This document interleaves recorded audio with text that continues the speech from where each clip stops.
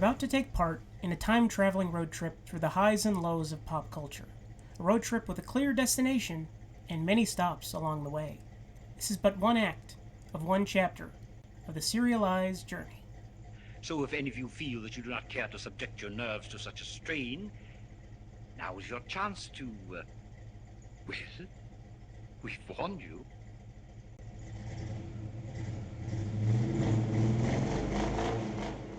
A rare Godzilla-free day. When we last left off, we discussed cinema's most disturbing backbrace, endless references to A&E's biography, the arrival of Ortega, and the redundant adventures of the most mismatched crew to ever get shipwrecked. This week, we continue our deep dive into MST3K's 8th season with invisibility-regulating wristwatches, failed television pilots on the big screen, some Japanese superhero action that led to insults against an entire nation, and a tribute to his royal badness, Prince. I think I may be fond of this episode. In fact, I like it very much. as always, I am Ryan Rodriguez, and you are stuck with the Coolness Chronicles Season 1, The History and Legacy of Mystery Science Theater 3000.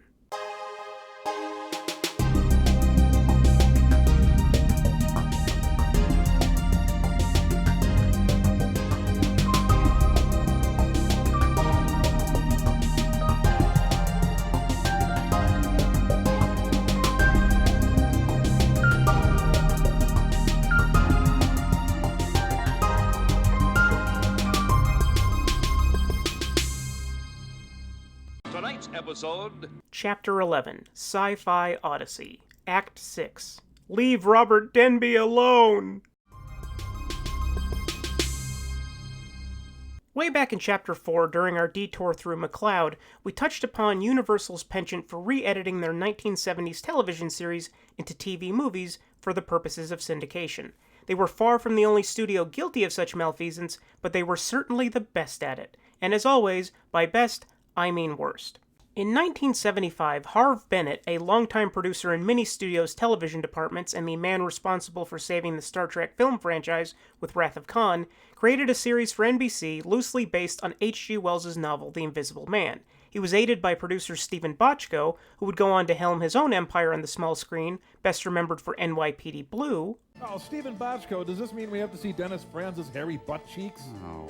And Leslie Stevens, creator of The Outer Limits. It starred David McCallum from The Man from U.N.C.L.E. as the titular transparent person, and only lasted 13 episodes before a combination of lackluster ratings and burdensome, expensive for television effects. NBC still had faith in the general concept, however, and less than 4 months after The Invisible Man series finale, they debuted the pilot for the next iteration, the very 70s Gemini Man.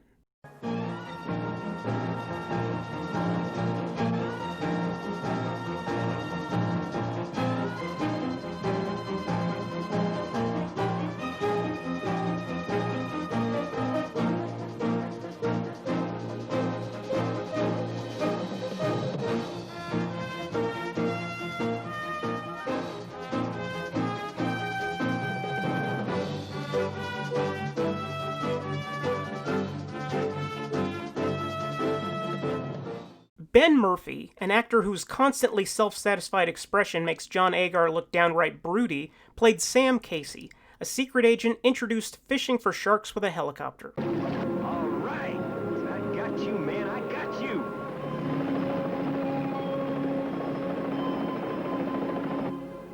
Get him, Sam! Reel him in!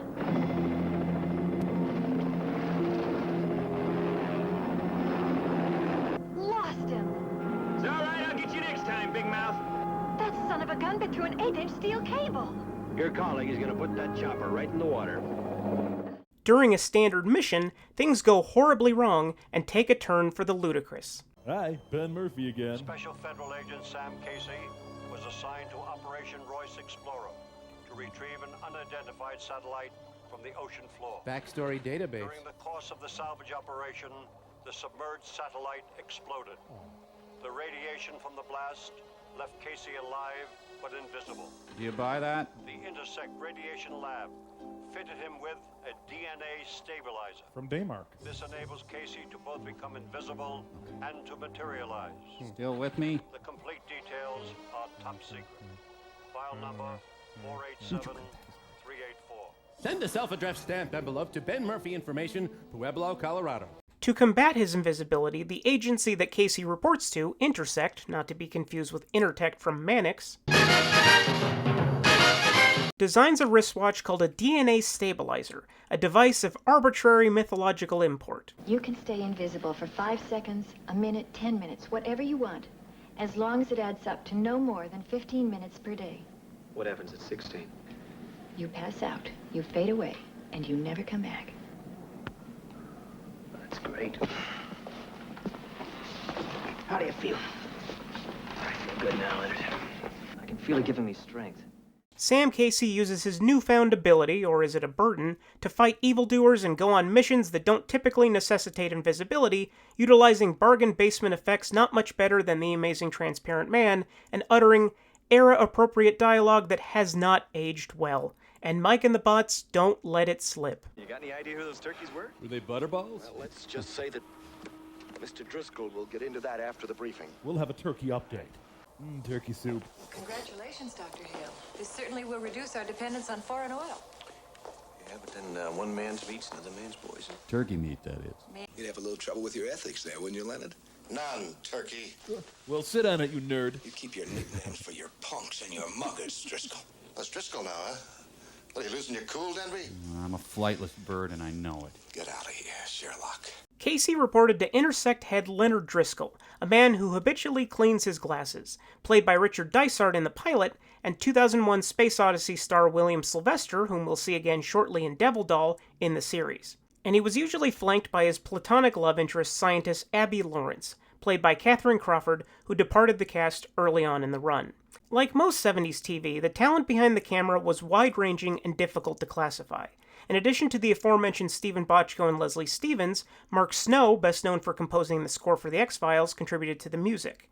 The majority of the episodes were written by Frank Telford, who had been directing anthology series since 1950 before becoming a writer on shows like Mannix and Chips. Bullets, Bombs, and Boobs auteur Andy Sedaris, director of Hard Ticket to Hawaii, co-directed one episode, Psycho author Robert Bloch had one story credit, and Stephen E. D'Souza, future screenwriter of Die Hard and the writer-director of new RiffTrax classic Street Fighter, served as story editor and had 2 writing credits. The series was only able to produce 11 episodes before being cancelled, with only 5 of those episodes actually airing. Universal, not wanting to pass up the opportunity to make the series worse, decided to combine 2 mostly unrelated episodes, the unofficial first episode, Smithereens, and an unaired episode, Buffalo Bill Rides Again. They combined them into a TV movie, Experiment 814, Writing with Death. Hey, the Matthew Broderick story. Because the pilot episode was bypassed in this edit, the new TV movie needed to explain the premise through exposition dump, a clip that I played earlier, utilizing stock shots from Colossus the Forbin Project, which we discussed back in Chapter 7, and some truly shoddy ADR, which we'll get to shortly. Sam Casey's mission, at least in the first half of the quote-unquote movie, is to transport a new unstable fuel source called tripolidine, because it's 3 times more potent than gasoline, get it? And its inventor in the back of a big rig. I think I'll get me a mood ring. But the inventor is actually an embezzler, and his invention is prone to explode if jostled. Through some easily detectable sleight of hand, the inventor kidnaps Abby and stashes her in the big rig in his place. It's a race against time as Casey slowly begins to realize that mischief is afoot, while always maintaining his mellowness. It was a great handshake, man. This is a pretty mellow, top-secret operation. Nobody's getting uptight, everything's cool, no baggage or hang-ups. I'm just gonna hang in there, baby, you bet your sweet Bippy. I'll do my thing, they'll do theirs.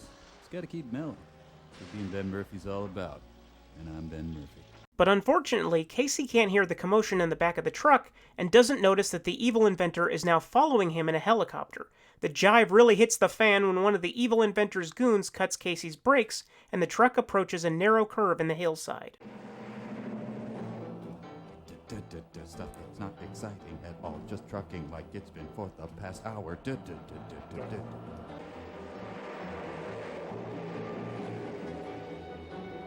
Well, my brakes are out. Abby's some gal.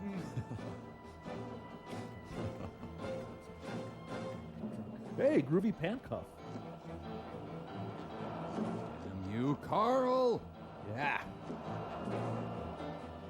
He could die and miss the bicentennial. Luckily, because it's the 1970s and we were obsessed with CB radios for some reason, Casey earlier made a friend in fellow trucker Buffalo Bill, played by country singer / quote-unquote comedian Jim Stafford. Buffalo Bill swoops behind Casey's careening truck and helps him slow down. I'm coming up on your mud flaps at 67. Coming up on your mud flaps. People have such cute names for sex. Casey is able to bring the truck to a halt and rescue Abby before the Tripolidine goes atomic and blows it to hell. He activates his wristwatch shortly after the explosion, causing the evil inventor, who was unaware of Casey's manageable invisibility, to believe that he perished in the blast. No. This can't be. You're dead? No, I'm not. I'd like to see a ghost punch. Hold it, Casey. Wait a minute, Doctor. That's not gonna work. For your plan to succeed, I had to die in that explosion, right? How are you gonna explain a bullet? I don't care anymore. You destroyed all my plans. Somehow you've countered my every move. Well, let me see you counter this. It can't be. You're invisible. It's at this point where the editing truly shits the bed. It's clearly the end of the first episode, but in order to attempt a seamless blend into the next episode, some tricks of the trade were employed. See if you can guess which. Now, wait a minute, you two. Be back with the loot in 5 minutes, Leonard. Sam? Don't touch there. Sam, don't. Sam? Sam, come back here. You're as elusive as Robert Denby. Sam, see? Denby. He did it again! Inhuman! Stay there! He's just in there, I tell you! Optical illusion! Sam! If you don't show yourself, I'll put you back on the Denby case. Oh, no.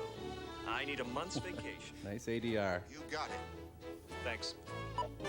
Sorry I said you were as elusive as Robert Denby. Now you may be asking yourself, who the hell is Robert Denby? Did they mention him earlier and I just didn't catch it? No.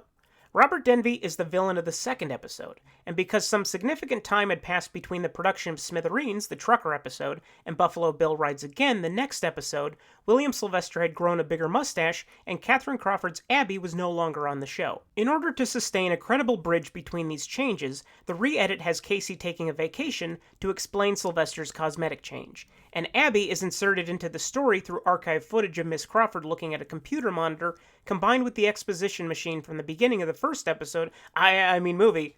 As a result, Abby has no bearing on the story. Again, she wasn't on the show anymore, so this is expected. But she does sit in some nether dimension and watch the second episode, second half of the movie, on the exposition machine, occasionally chiming in with stray lines of dialogue that don't fit the scene. Go get him, Sam. Give it the old college try. Is she in heaven, Mike? I don't get it. The second episode, second half, I don't know how I keep slipping, this is weird, is much less compelling as well. Oh, Rhoda and Joe, I sure hope they get married. The plot is somehow both truncated and convoluted, with Sam Casey trying to stop a terrorist, Robert Denby, played by Ed Nelson from Season 7's Night of the Blood Beast, from blowing up a race car with an element called deuterium, I think. I'm not really sure because most of the segment is dedicated to the reunion and cringeworthy bromance of Casey and Buffalo Bill, who works as a crew member for Denby and moonlights as a country singer, not unlike the actor who plays him. Bill is supposed to be the comic relief, even though there's no drama to relieve us of, and delivers more unintelligible hick speak than anyone outside of maybe Deliverance or Boggy Creek 2, when he's not writing songs about what a good best friend Sam Casey is. Lazy rider here out of the I want to get some pork gravy and violent things and home and really kudzu and Consider the trouble that follows me around. You think you could get a little more spittle on your fishy lips? Writing with Death is a perfect example of grasping at straws to fill programming holes, stitching together television episodes into a Frankenstein's monster of mediocrity.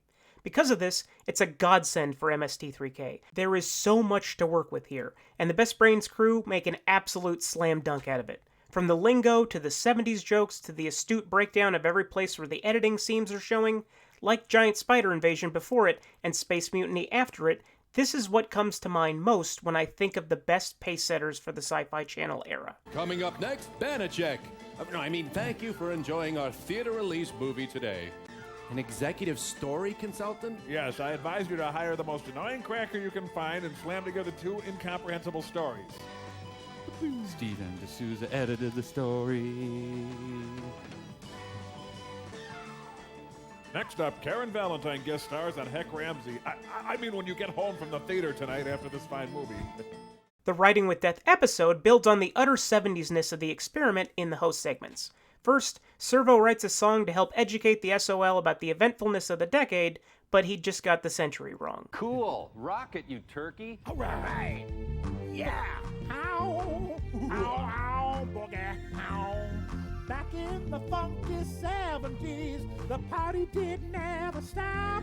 Ow. The city of Pompeii was doing all right, but Vesuvius blew her top. Ow, ow. Back in the super bad 70s, the Roman Empire still reigned supreme. Emperor Titus came to power, and he finished up the Colosseum. Servo. Back in the funkadelic 70s. Tom, could I just unplug you here? Hello. Egyptian wheat.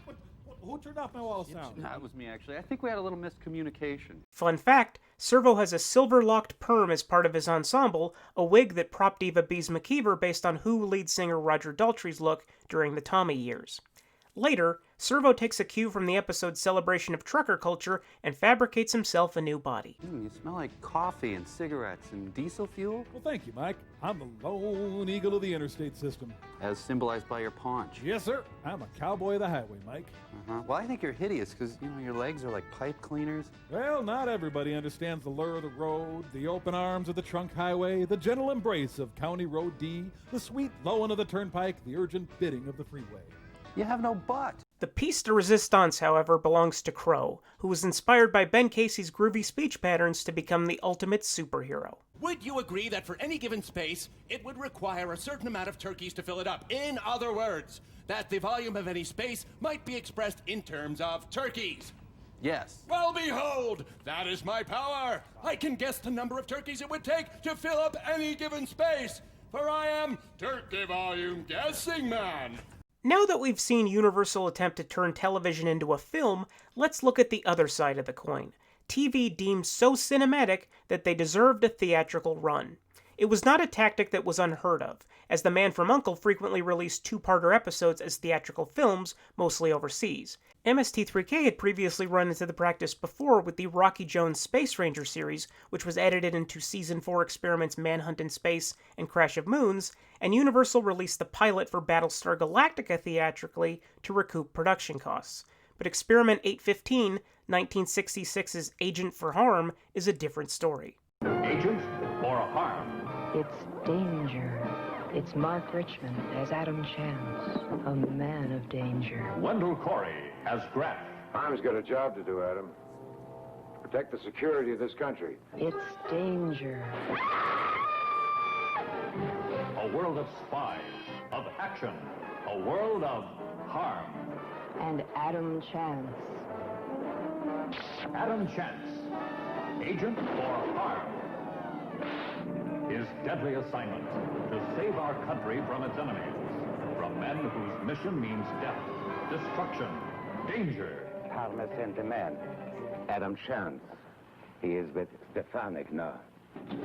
Agent for H.A.R.M. Where horror becomes bizarre reality.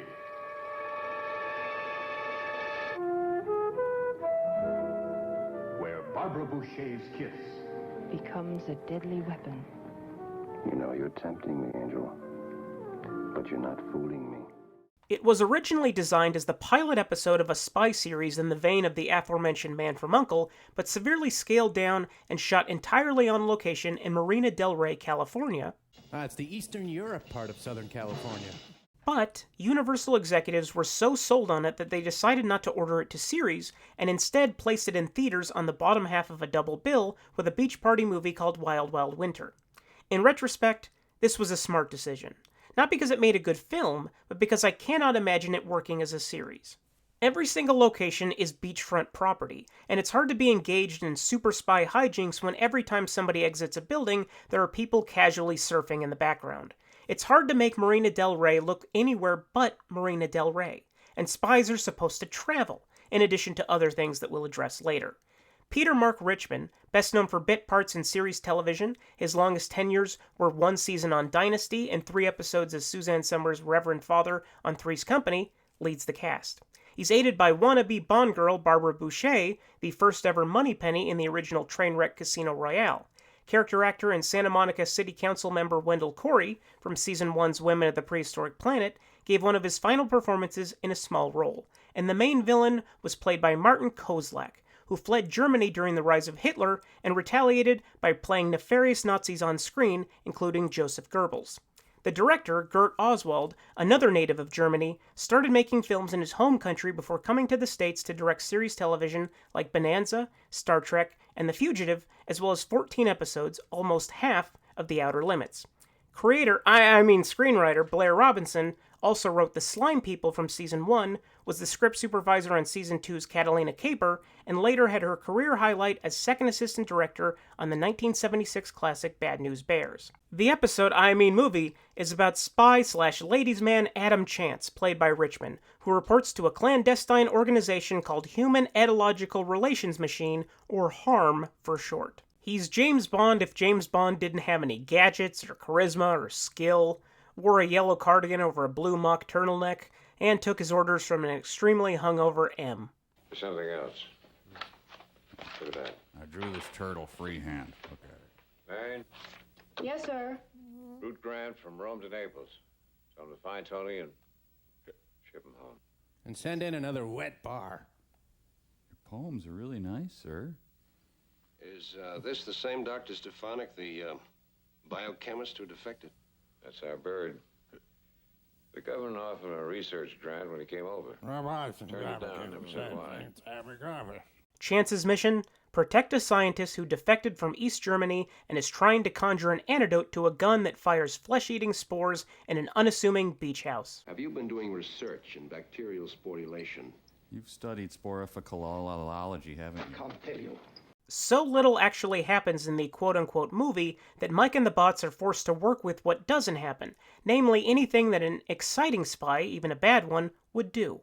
Oh, by this time in a James Bond movie, there'd have been 10 helicopter explosions, 8 ski chases. Yeah, this spy movie's just kind of hanging around the house. So now his car turns into a plane? No, Tom, just driving. Now a rocket-powered skier will come down and... Hey, don't hurt yourself. Oh, man. This leads to one of the best running gags of the season, jokes that I don't think the rest of the episode can match up to. Here's your answer. Yep. Your answer will be coming in just a moment. Coming soon, the answer. Yep. Da-da-da-da! Well, Let me show you something. it's under my uniform. Excuse me. Ba-da-ba-da. Oh. Exotic locations. Ba-da-ba-da. Joining his niece for lunch. Da-da-da-da! He maintains an appliance. Da-da-da-da!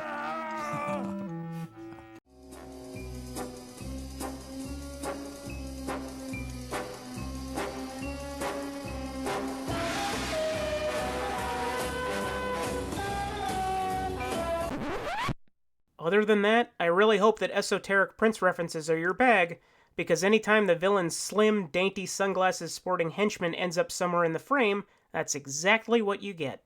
Don't have to be rich to be my girl. He is with Stefanik now. Ow! What are instructions? Same as before. The only thing that has changed is my timetable. Have you seen my raspberry beret? Come on, Marco. I don't trust the girl. I would like to take care of the man from H.A.R.M. I would die for him. I'll take care of him. Controversy. You know how sincere I am. Could you come on over here and let me work on that zipper? Do you really think he'll give you the antidote? Of course not. But he will tell Chance that we are coming. I think I want to dance. Ow! You should have taken the little red Corvette. I gotta swing by the leather panty place. On the way home, I want to pick up some cream. I wonder if that water heater makes the water warm enough, Lisa. Oh man, just another manic Monday. Shh, quiet. Come on, Prince, come on. The most beautiful girl in the world. I'd like to spend the night inside your sugar walls. That's enough, Prince. Though these jokes get exhausting, they inspired me to do something I can't believe I hadn't done sooner, no matter how disastrous the results. let's take a detour through the brief filmography of the artist, the purple one, Prince.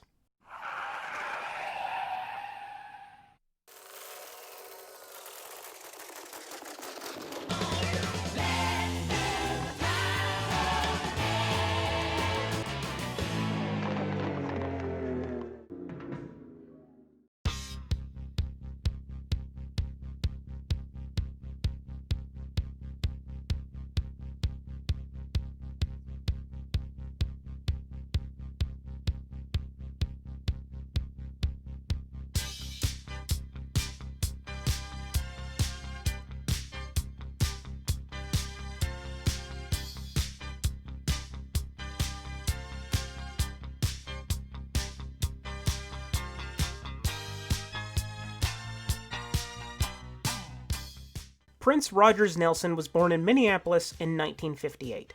A musical prodigy, he wrote his first song at the age of 7 and had a recording contract with Warner Brothers at 17. As simply Prince, he was the master of the multi-layered pop song, and composed vivid lyrics like no one else. He was known for his style, his secretive personal life, bizarre philosophy, and his uncanny musical prowess. He could play every single instrument, and just to prove it, did so on a double album, Sign of the Times, that might be his crowning achievement. He was the single most talented modern musical mind on the face of this earth, an unparalleled poet, shockingly sexual, and the scourge of square parents around the nation for 2 solid decades. He put Minneapolis on the map as not only a place where exciting music and atmosphere were brewing, no pun intended, but also basically invented the sound it was known for. He was singular, unmistakable, and in the 1980s, the most omnipresent performer on the planet, next to Michael Jackson in his hit-making prime. But he wanted to branch out into cinema, become a different kind of performer, and in 1984, he made his feature film debut with Purple Rain. Prince, in his first motion picture.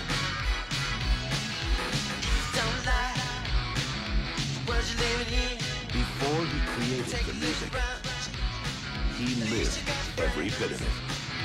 Call my old lady for friendly word. Picked up the phone, dropped it on the floor. That's all I heard. I'm gonna let the elevator break us down. Oh no, let's go. Go crazy. Let's get nuts. Look for the purple banana till they put us in the truck. Let's go. Come on, baby. He risked too much for the one thing that meant everything. His music. Prince. The story. The struggle. The movie. Purple Rain. In a story loosely based on his actual life, Prince plays the Kid, a broody Minneapolis rocker who spends his nights performing with his band, The Revolution, at the First Avenue nightclub. Coming from a dysfunctional household, he must deal with the pressure of family, the expectations of a fickle audience, and battle a rival, Morris Day, leader of the time, for the affection and artistic collaboration of Apollonia, a newcomer to the scene. There are creative disagreements within the Revolution, the Kid is artistically gifted but endlessly arrogant, etc., etc. The film is a curious oddity. The Kid is somehow a struggling musician who lives impoverished in a shack, yet has a costume budget and a purple customized motorcycle. Audiences are unappreciative of his work, but he's delivering the best pop songs of the entire decade. He's a prolific recording artist, but has to play one nightclub to survive? None of it makes any goddamn sense. But the music. The fucking music.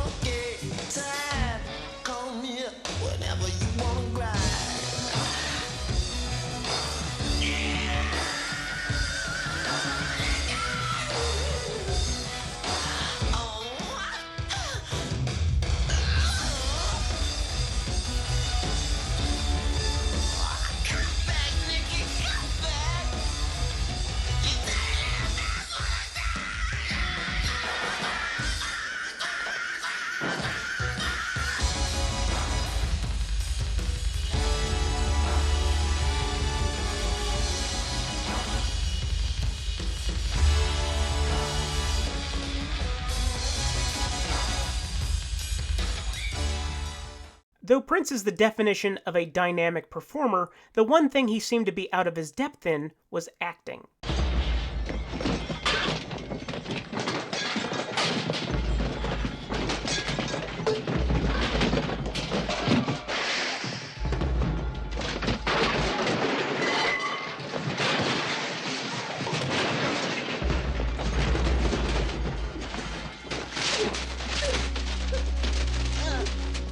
It's a concert film framed by an experimental music video fable, but anytime we leave the stage and the narrative kicks in, it can be extremely awkward and amateurish, like this 40-year-old Abbott and Costello routine that is recycled for some reason. So we ought to have like a signal.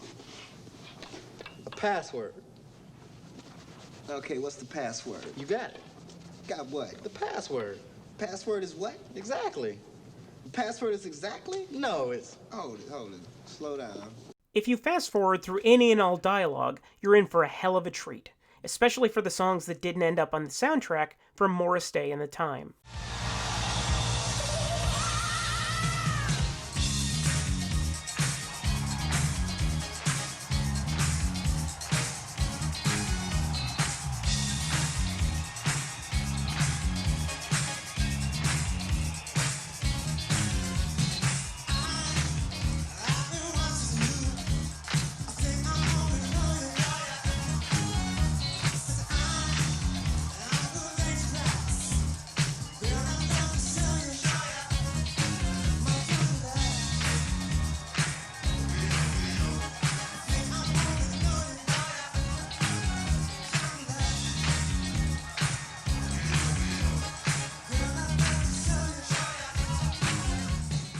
Although the photography and production design are lush and professional, it's unbearably melodramatic, and acting and storytelling-wise, it's inches from Tommy Wiseau room level. This can be partly attributable to the decision to only use the actual musical performance as actors, only 3 people in the ensemble were actually professionals in that department, and partly attributable to inexperienced director Albert Magnoli, who was an editor by trade in addition to being Prince's manager, and is probably best known for being the first person fired from directing Tango and Cash. But no matter how many holes I could possibly poke in Purple Rain, and there's a lot, it was a bona fide phenomenon, grossing 10 times off of its modest budget and delivering a soundtrack that sold over 15 million copies, in addition to, fun fact, being the album that inspired Tipper Gore's activist organization, the PMRC, to lobby for warning labels on records. Though Warner Brothers were internally skeptical as to the commercial viability of Purple Rain, its success convinced the executives to offer Prince carte blanche on his next film project.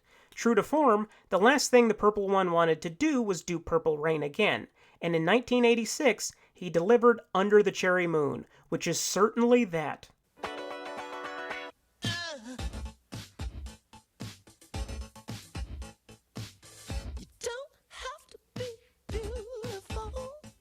See it.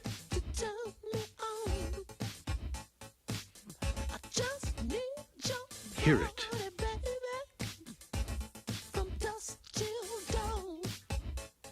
Feel it.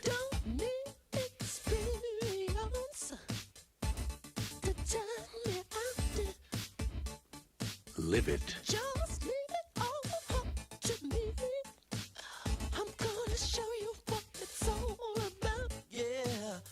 Prince, his new motion picture, Under the Cherry Moon. Feel the beat. Feel the heat.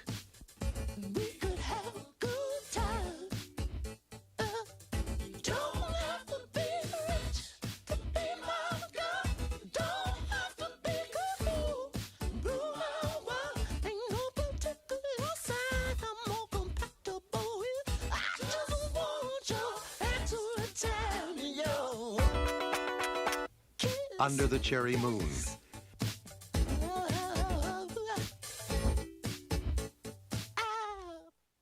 In addition to directing, Prince played a gigolo from Miami named Christopher Tracy, who, along with his cousin Tricky, played by Morris Day's comedic foil Jerome Benton, spends his days traversing the French Riviera, bilking wealthy women, and engaging in some lighthearted homoerotic interplay, perfectly capturing the pansexual aspect of Prince's music. Christopher Tracy finally meets his match in Mary Sharon, played by an impossibly beautiful Kristen Scott Thomas in her feature film debut, whom he attempts to scam but ends up falling in love with.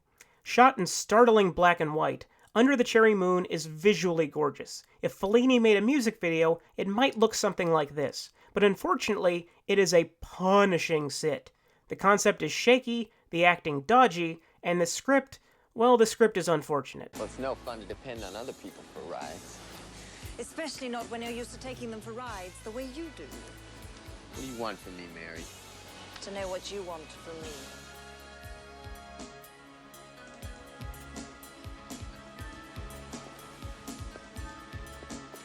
I want to take you on a trip to the moon.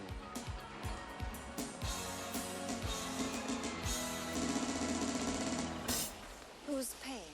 It's free. But I guess you wouldn't know anything about that. Punk! Brat. Gigolo! Cabbage head! Yet again, the music can be considered the film's saving grace. The soundtrack, Parade, features iconic classics like Kiss and Sometimes It Snows in April, but considering how dire the narrative is, it's not a Purple Rain situation where it's worth sitting through it in order to watch the concert portions. It's a noxious attempt at a romantic comedy between two performers that don't seem to be terribly fond of one another. And as limited as Prince was as a lead, Jerome makes him look like Olivier in comparison. Dear God, don't take Christopher yet. He ain't ready, Laura. He's just a baby. Not him. Not now.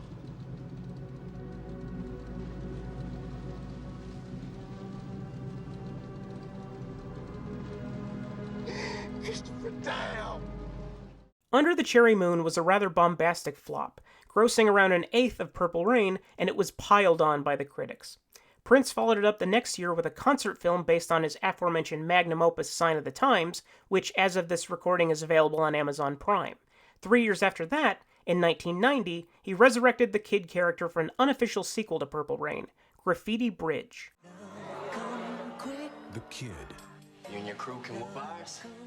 You take the club, lock, keys, and all. The King. How do you want to die? Bad Blood. I want my money, or this joint is mine. Hot Stellas. In a story the way only Prince could tell it. Naughty boy. With music. Love come quick. Love come in a hurry. Graffiti Bridge. In the temple tonight. I cook young brothers like you and spit out the seeds.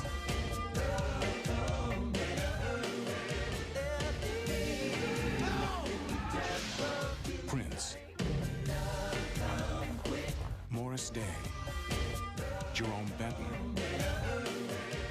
And The Time. Mavis Staples.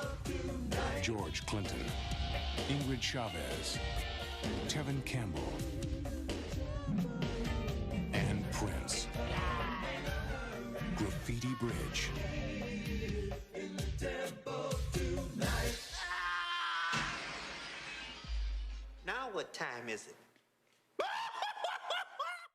It's really hard to nail down the worst decision Prince made in making Graffiti Bridge, because there's a virtual cornucopia of baffling choices.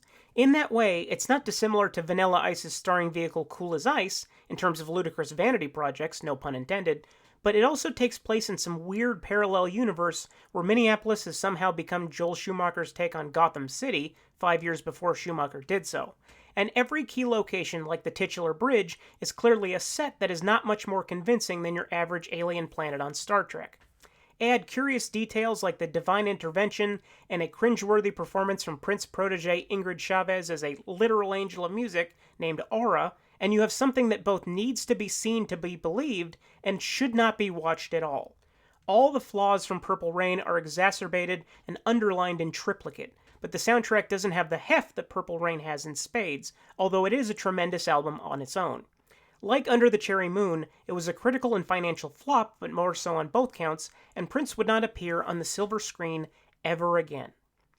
Because life is fundamentally unfair, Prince Rogers Nelson died of an accidental overdose of fentanyl in April of 2016 at the age of 57. I cannot say that his theatrical resume was flawless, far from it, but there's a pure, cathartic joy in the film musical performances that he left behind. Prince was a visionary at a time when pop was getting simpler, and he never saw success as an excuse to avoid innovation. When the public wanted him to zig, he would zag. It was a glorious mystery wrapped in an enigma, wrapped in velvet. Although he is now gone, he's also eternal. His music will live on until the medium loses its meaning, and even then, he shall transcend.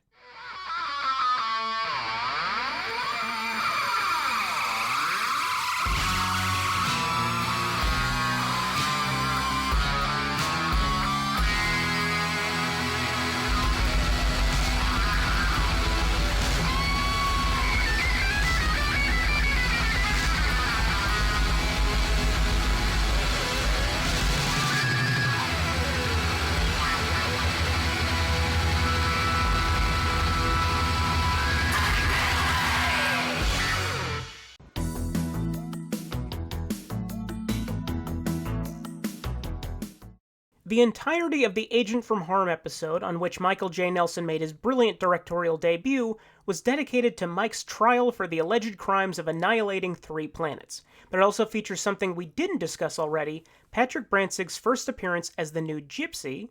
Touch more almond paste on the motor housing and it'll look like Grandma made it. Yeah, I suppose. Hey, guys, they've started opening statements. Hey, nice tort. And the glorious return of Paul Chaplin as Torgo Surrogate Ortega, who hit the ground running and never looked back. So, Mr. Ortega, in the brief time you knew Mike Nelson, he...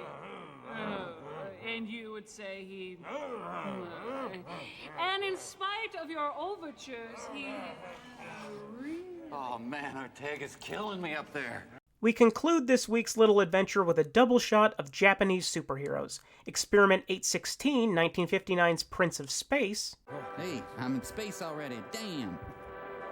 And Experiment 819, 1961's Invasion of the Neptune Men.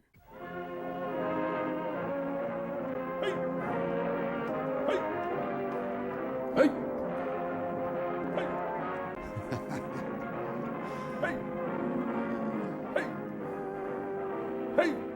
These experiments come from the Japanese tokusatsu genre, which encompasses effects-heavy superhero and science fiction stories. Though they both have identical opening credits and were distributed for American television by Walter Manley, producer of The Green Slime and a very much second-rate Sandy Frank, their original formats are quite different.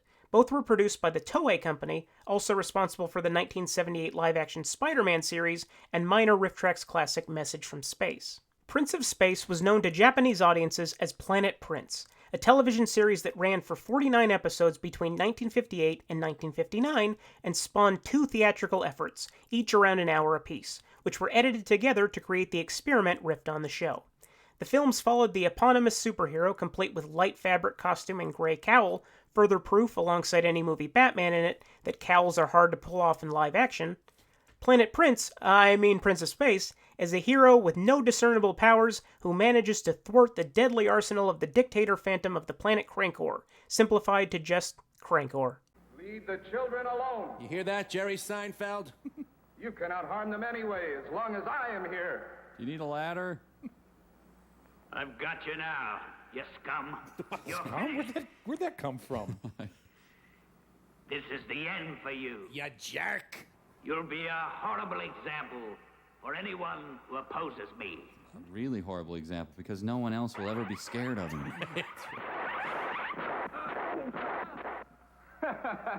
I told you, your weapons have no effect on me. It is my considered advice that you discontinue your use of said weapon. Allow me to reference my earlier codicil on how your weapons are ineffective. Enough. There's no use firing. Your guns won't work against me. Have I mentioned that? Your weapons are useless. Let's try bare hands now. Hogpile and Prince of Space! His power apparently lies in his choosing incompetent enemies.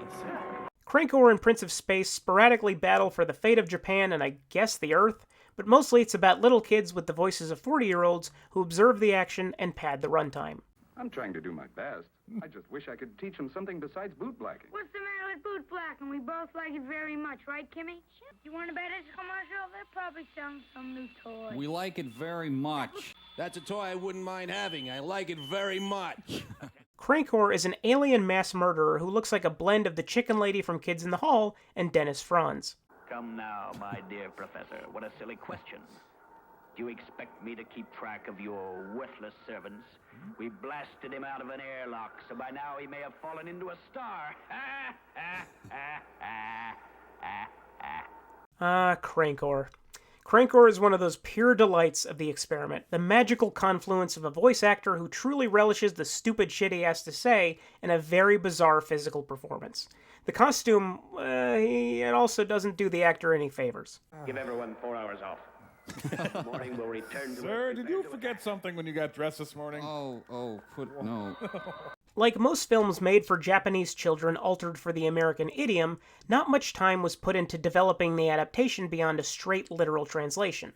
This results in some of the most blunt, ineffective, and uninspiring storytelling imaginable. But the story is not the biggest problem with this experiment. Although many episodes that riff foreign films take potshots at the country that produced them, there's something uncomfortable about the slams present in Prince of Space. Not all of them are problematic, but the worst are less jokes and more of the juvenile variety of Japan isn't America, so it's weird. Ew. Bok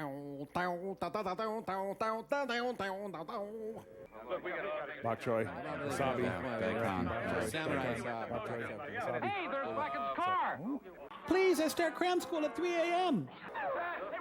Oh, a giant roast chicken! It is brown on the outside, tender and juicy on the inside. It is not fermented, pickled, or raw. Run! Oh!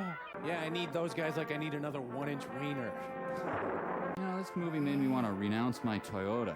They also seem to ascribe the faults of the film to Japan the country instead of the individual filmmakers themselves, which has not aged well at all. And that problematic tendency carries over to the ostensible sequel to the Prince of Space episode, Invasion of the Neptune Men. This film was, unlike Prince of Space, a feature-length presentation that, for American syndication standards, was 8 or 9 minutes too short. So distributor Walter Manley inflated the third act with stock footage and repetitious recycling of previous shots. I'm not sure what is supposed to actually be happening, other than spaceships flying through Japan and blowing up buildings, including one decorated with the face of Adolf Hitler for some reason. What the? They took out the Hitler building. Where's everybody going to go to see Hitler memorabilia? Oh, the Hitler rides and games. The Hitler salt and pepper shakers. That great restaurant, The Bunker, it's gone. You sons of a... You blew it up. But it is slightly memorable for the fact that it stars martial arts legend Sonny Chiba, star of the magnificently excessive Street Fighter series, in the lead role as Space Chief, originally Iron Sharp, who runs around in a costume reminiscent of Prince of Space and has a similar ill-defined power set. Of course, Chiba is practically anonymous in the production. It was, after all, only the 6th thing he'd ever acted in, but his presence is welcome nonetheless. Arigato? Arigato.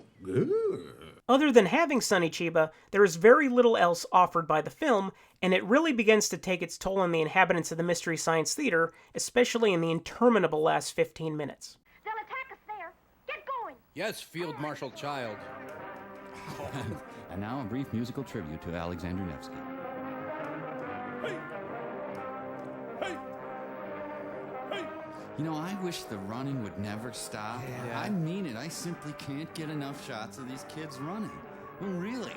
Literally, there's no limit to how much I want to see of it. Just a little sarcastic, maybe, Mike? Just a touch, I think so. Got the origami! Huh? Well, that's Japanese, right? I like that. Well, all you like is too strong a word. I don't mind it. Well, actually, I hate it. Folding paper, it's stupid. Stupid! Turn on that pretty quick. 10. Yeah, 9, yeah, right. 8, 1, 7, 1, 6, 1, 5, 1, 4, 3, 1. 2, Crying. Actually, that countdown had more inherent drama than the rest of the film. I mean, would he stop? Would he remember the next number? So, do either of you guys know any songs about stock footage that could get us through this? Oh, I know a song about stock footage. It goes like this. Eat it, movie! Whoa. Take this Whoa. stupid little Whoa. cockroach of a Mike, film, roll it up so tight, and then ram it right up in it. You're okay. It's all right. And to vent their frustrations, Servo, Mike, and Crow get down, dirty, and occasionally racist. Run, work, Run faster, work harder, abandon healthy diets, drink a lot, never speak to your children, do not apologize for the war. Well, not much traffic today. You'll have a clear shot to your stifling workplace. Later on, driving to the bar to avoid your family should be no problem. Maybe the Japanese didn't really know they were making a film per se. Maybe they thought they were working in a different medium, like fabric sculpture or something. Now we aim them at San Francisco. The Neptune Men. Yeah, Neptune. Oh, I'm just so glad Japan honored all those post-war disarmament treaties, huh? It's almost as uncomfortable as the unsavory slams on gay and trans people from the early Riff Tracks releases, which is certainly a subject for another time. Believe me, we will get into it. I know that the writer's room of MST3K was not an intolerant place. They're incredibly intelligent and compassionate people, but my God, do they have a few things to atone for. Servo's breakdown during the experiment also thankfully led me on a detour that has nothing to do with Japan or icky jokes.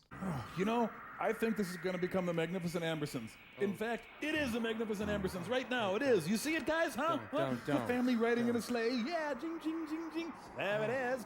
Amberson Mansion, pride of the town. Hot and cold running water, upstairs and down. It's not working, guys. It's not the Magnificent Ambersons. I don't even like the Magnificent Ambersons. Please, Servo, you're making it worse. Movie, you see what you've done to Servo. End! Let's go all the way back to 1942 and briefly discuss Orson Welles' ill-fated follow-up to Citizen Kane, The Magnificent Ambersons.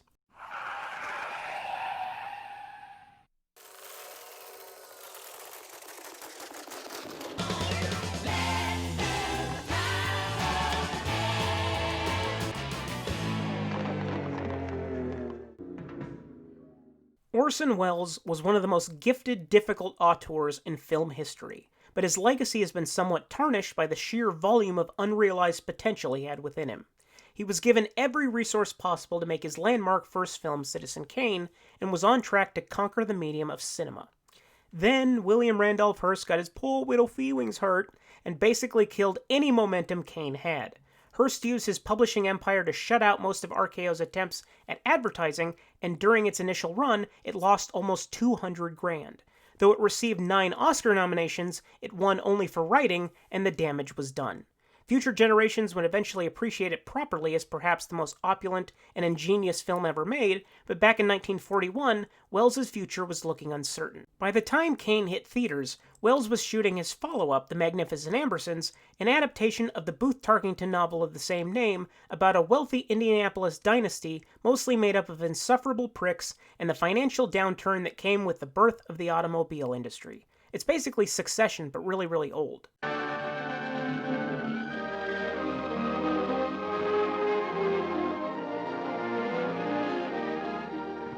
Ambersons, literature's most fascinating family, brought to the screen by the magic of Orson Welles. Richard Bennett plays old Major Amberson, the tyrannical head of a family that had all the rights of royalty and none of its responsibilities. Dolores Costello returns to the screen with a magnificent portrayal of Isabel, the Major's daughter, who left the man she loved to wed another who was more acceptable. From Citizen Kane, you will remember Agnes Moorehead, who plays thin, spinsterish Aunt Fanny, a lonely woman in a house of wealth. No one would guess that Fanny had a secret love. Ray Collins is Uncle Jack, the black sheep of the Ambersons. And Joseph Cotton, who plays Eugene Morgan, the man who came out of the past to find his first love once again. Finally, Isabel's boy, young George, played by Tim Holt, headstrong, impetuous, and arrogant heir to the splendor of the Ambersons. Young George, who hated Eugene Morgan, the man his mother really loved, stood between their happiness like an avenging angel. Filming was tumultuous and quickly went over budget and behind schedule, and Welles' first assembly cut was not well received by test audiences. He intended to trim a few minutes for pacing purposes, but RKO took the reins. Perhaps most devastatingly, editor Robert Wise, who would go on to direct masterpieces like The Day the Earth Stood Still and The Haunting, was ordered to reshoot the ending to make it happier and sunnier, causing a neck-breaking tonal shift as a result, and cut more than 40 minutes of footage. The end product was a film that demonstrates great promise, with astounding deep-focus photography and production design, and beautiful scene dissolves based around comparing and contrasting composition textures. The acting is also first-rate, with Wells' Mercury player stalwarts Joseph Cotten and Agnes Moorehead as the standouts. But something important is missing, and its lasting effect is somewhat muted. It remains a shell of what it could have been, instead of a testament to what it was, the same of which can be said for Wells' entire filmmaking career. His definitive masterpieces in the decades to come were plagued with studio interference and re-editing, often making it impossible to restore the vision he had set out to execute, which in the best of circumstances was reflected in the final version of The Lady from Shanghai, and at worst, the theatrical cut of Touch of Evil, which we discussed in the previous chapter. Where Touch of Evil was miraculously saved decades later through rediscovered footage, Magnificent Ambersons was not nearly as fortunate. The deleted negatives were destroyed for the sake of vault space, and the only print of the rough cut is considered missing in action, presumably lost.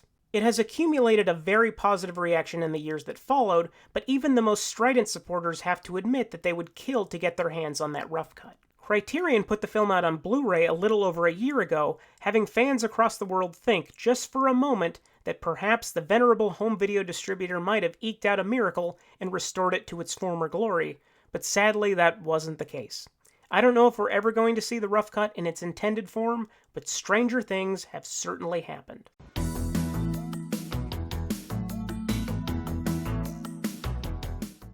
Despite my reservations regarding some of the things uttered in the Mystery Science Theater, the episodes for both Prince of Space and Invasion of the Neptune Men are absolute standouts of Season 8, with Prince of Space, in particular, taking the lead as perhaps my favorite. It's the wormhole episode, which we covered at the start of this chapter, but there are also a few great moments that don't involve alternate universes.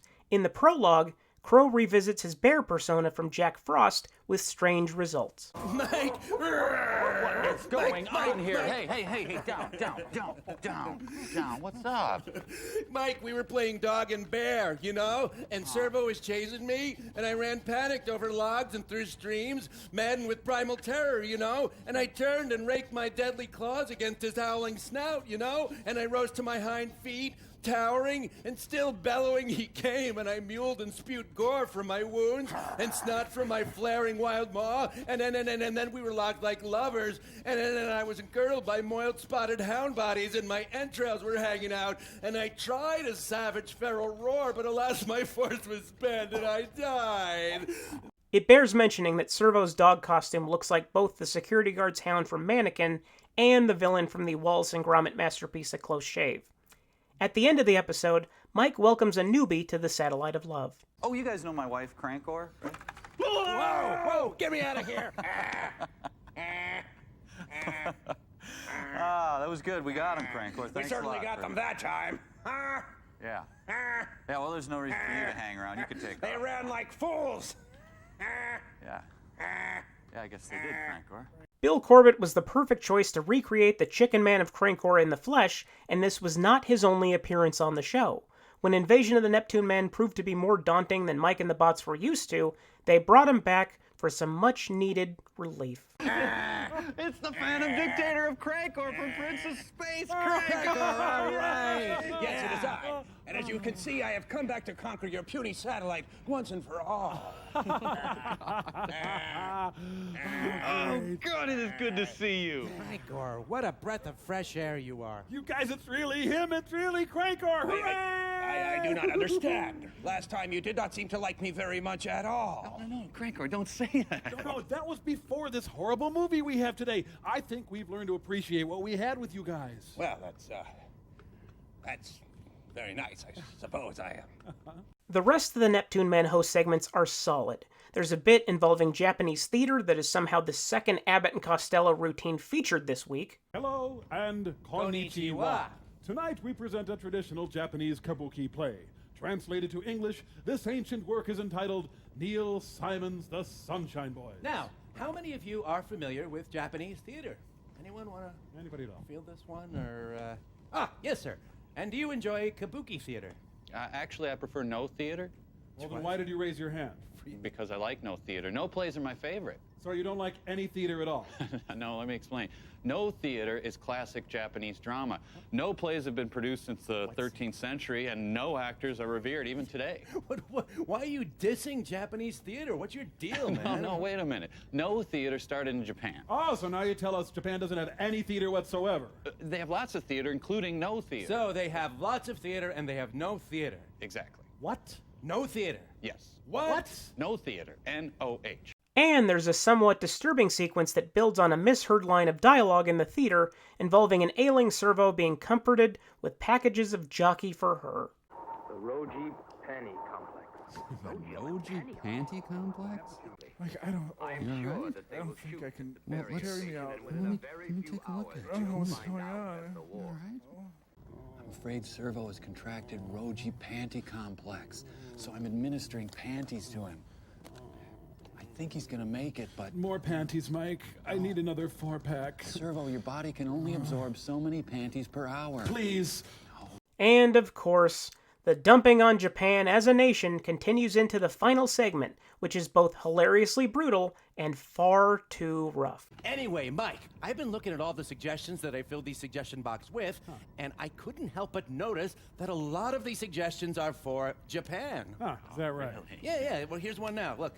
Japan, stop making movies. Yeah, they might want to think about that. That's really good. Can I read one? Oh, Yeah. Japan, please reconsider cartoon, gun-toting, big-eyed, prepubescent blondes as your national hero. Pretty good idea. And that is the problematic note on which we end this episode of the Coolness Chronicles. If you're a fan of the show, check out my journals about the 2020 project, A Year of Cinematic Discovery, on Tumblr at least twice a week. The link can be found in the episode description. And next week, another mini-sode in which I cover the best or at least most interesting discoveries I've experienced thus far exclusively at patreon.com/coolnesschronicles. Just $5 a month gets you access to not only hours of bonus content like all the Goes to the Movies installments, but every single week that there isn't a new hour of the podcast proper, there will be guaranteed new mini-sodes. Your patronage helps keep this show, the one you're listening to right now, survive. 2 weeks from today, we'll continue our deep dive into MST3K's 8th season with the first annual blockbuster review, Luc Besson injecting LSD directly into your eyeballs, the miraculous properties of sodium, and more evil ventriloquist dummies than you could ever possibly handle. All that and much, much more as we continue to chart the history and legacy of Mystery Science Theater 3000. But before we take off for the week, it's another little burst of cinematic discovery fresh from the annals of the 2020 project and a taste of what's in store on Patreon. It's Ryan's recommendations.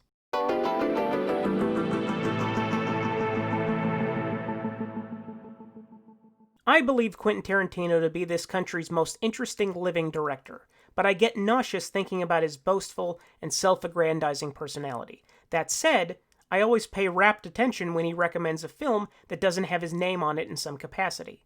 Though a great deal of his personal picks can be reliably and objectively terrible, they all have some nugget of interest. Even if I don't like the film as a whole, I can still grasp what would make someone sing from the rooftops about it. And what do you lose if you watch some garbage but get at least one moment of, I can't believe this is fucking happening? When I stumbled upon the Blu-ray for 2013's Big Bad Wolves on Amazon, I was struck by the pull quote that occupies about 1/5 of the case. Best Film of the Year, Quentin Tarantino. I thought, well, this could either be a crummy yet visually striking curio, or this could be something new and unique. It was the latter.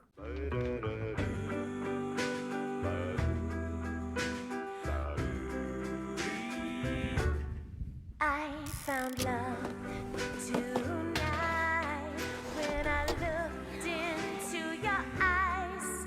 Every time that you kissed me, I got butterflies, and I knew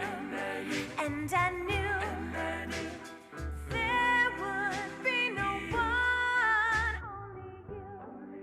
Only you, bring me joy. שיט, זה אמא שלי. אני חייב לענות לה, אחרת היא משתוללת. מצטער, אבל אני רוצה לשמוע איך הסיפור הזה נגמר.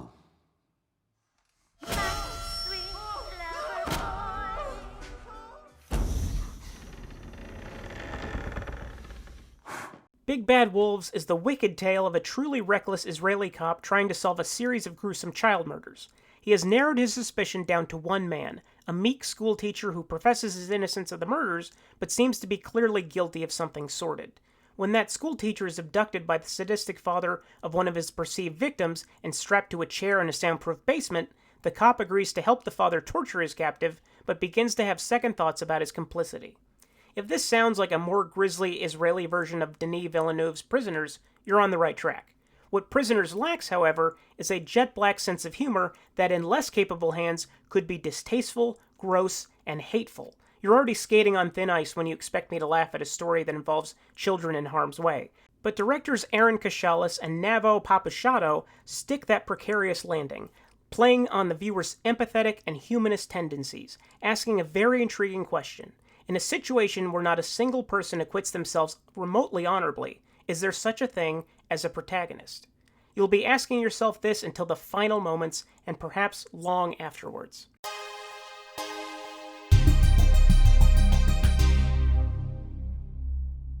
Thank you to everyone involved in making MST3K for everything they've contributed to my life and to culture as a whole. Double thanks for writing the episode guide that I will quote frequently in this season of the podcast. I also want to thank Shout Factory for their excellent supplemental material that was invaluable to my research for this and every episode to follow on this subject. If you want to support the artists who made this wonderful show, many episodes are available on VOD at rifftracks.com. And thank you for listening. If you enjoy what you hear, please rate and review the show on iTunes or your chosen source, and share it with anyone you can, any way you can. This has been the largest and most fulfilling endeavor I've ever seen to completion, and it would be nice to keep making the show until it just isn't fun anymore. Have any questions or comments, or is there anything I missed in this particular chapter? Contact me on Twitter at CoolnessPodRyan or on our Facebook page, and keep on the lookout for updates. Until next time, do what you love, don't be a dick, and as always... Betty's no good, close up and paint it! Darn, that's the end.